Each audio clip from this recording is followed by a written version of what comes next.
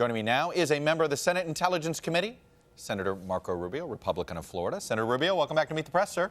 Thank you. Good morning. Good morning. So you traveled with the president on Friday down to Florida on Air Force One. On Saturday morning, the president went on a tweet storm, including accusing former President Obama of illegally having him wiretapped. Do you have any insight? First of all, did the president talk to you about this on Friday? And do you have any insight on what precipitated all this? We never obviously discussed that, number one, and I have no insight into what exactly he's referring to. And I'd imagine the president and the White House in the days to come I'll outline further what was behind that accusation. I've never heard that before, and I have no evidence, or no one's ever presented anything to me that indicates anything like that. But obviously in the days to come, you guys are going to ask them, and I imagine they're going to answer it. For what it's worth, what it is. As a member of the Senate Intelligence Committee, if there was a wiretap on Donald Trump's campaign, isn't that something you would have been made aware of? Well, again, I think the term wiretap is thrown around very loosely and by a lot of people. So we have to understand exactly what they're talking about. Suffice it to say, I don't have any basis. I've never heard that allegation made before by anybody. I've never seen anything about that anywhere before. But again, the president put that out there, and now the White House will have to answer as to exactly what he was referring to.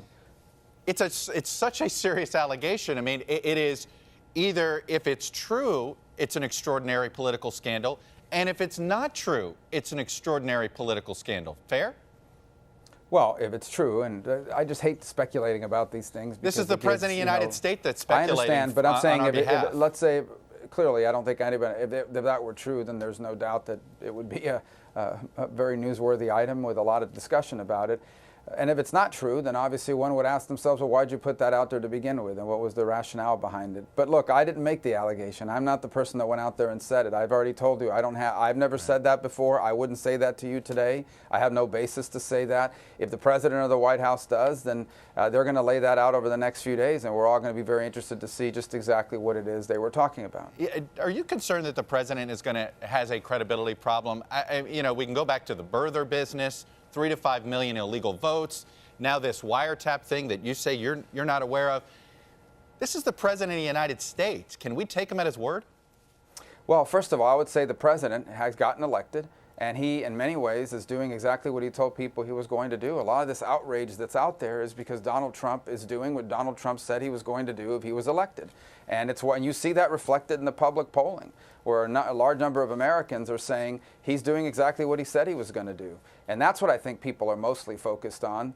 Is the president's style different than mine? Absolutely. Is he an unorthodox political figure? Absolutely. But I got to tell you, that's what people voted for. That's what they wanted in this election. He is doing what he said he was going to do.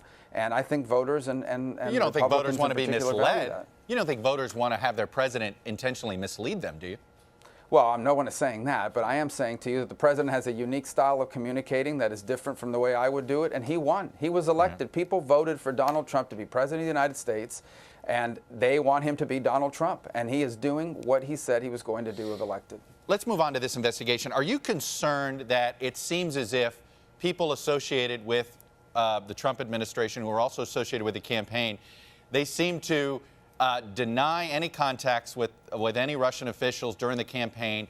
Then there's a report that comes out. Then they sort of reluctantly admit, oh, yes, I forgot about that meeting, or I forgot about this meeting.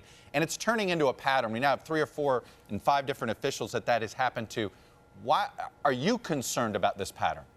Well, ultimately, what I'd be concerned about is if there's, what I'm concerned about the most is what the active measures undertaken by the Russians to interfere with, participate in, steer, and undermine our elections, what was that composed of? That's what I want us to focus on. Now, there are facts that may emerge as a result of that will be interesting to the American people, and that we're going to put out in our report when the Senate Intelligence Committee is done. That's what we're doing. We are gathering facts so that not only do we know what happened, but we are prepared for the future of what this could mean.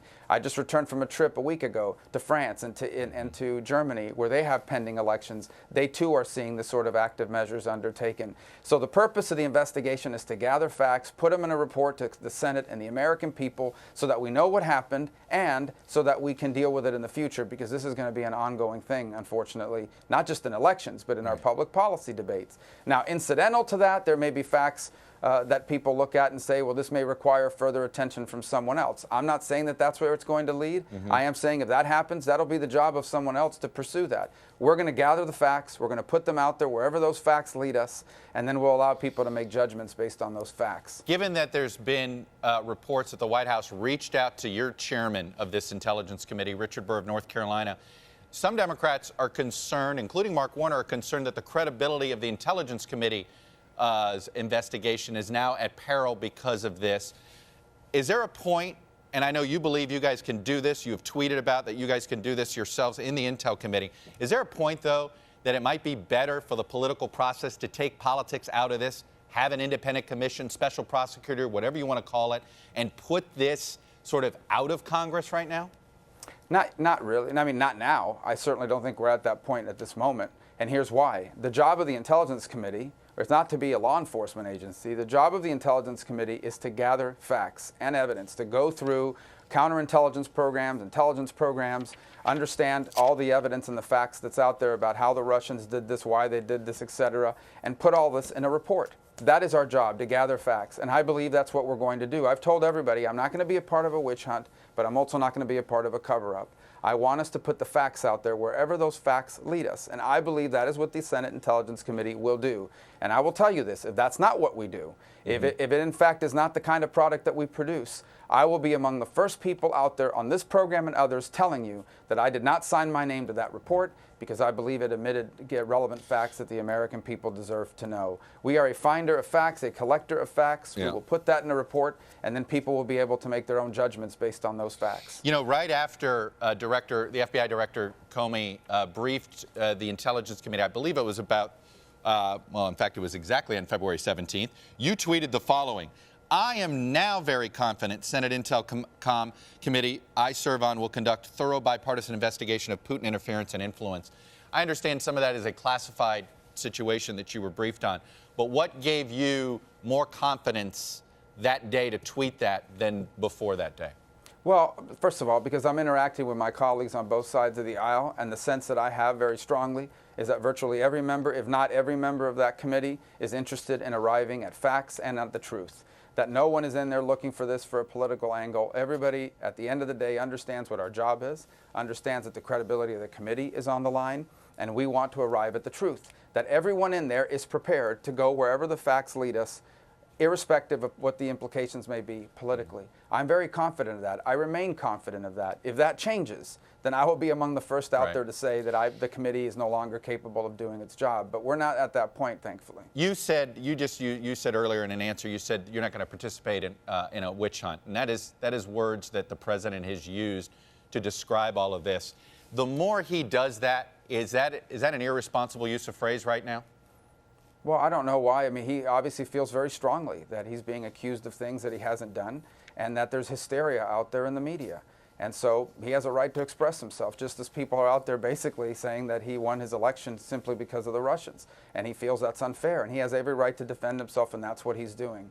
My use of the term has to do with the following, and that is I want to go where the truth is, irrespective of its political implications. Wherever the truth is where we're going to go. And everyone else needs to be committed to that principle as well. And I believe in the Intelligence Committee that we are. And if that changes, as I told you, I'll be among the first out there to say it. Very quickly, do you still believe the intelligence community's assessment that the Russians interfered in this election and did so to try to benefit Donald Trump? Well, I've never doubted that from back in October, I've been telling people. I was in the middle of my campaign, and I refused to talk about WikiLeaks because I said repeatedly it was the work of a foreign intelligence agency trying to influence our elections.